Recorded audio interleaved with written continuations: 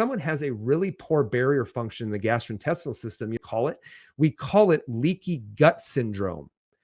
And all leaky gut syndrome is that barrier is not strong anymore. And now that barrier begins to separate. And what happens is that you begin to leak food proteins through the gastrointestinal barrier, and the immune system starts to respond to food proteins.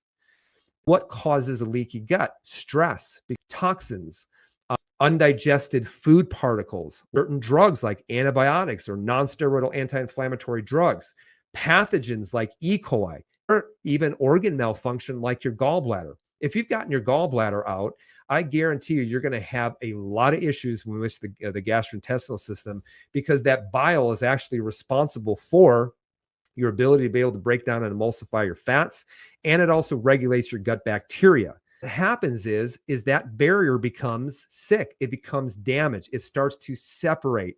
It becomes leaky. And then those foods that you eat, they start to leak through.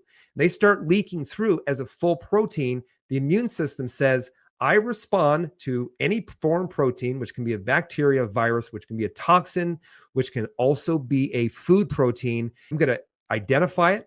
I'm going to say, you don't belong here. And we're going to have an inflammatory reaction in order to get rid of it. And this is why food can become toxic, even if it's kale, even if it's an egg, even if it's broccoli, even if it's something that is nutritious, is that it immediately becomes a toxin once your immune system sees it and starts to have an inflammatory reaction to it.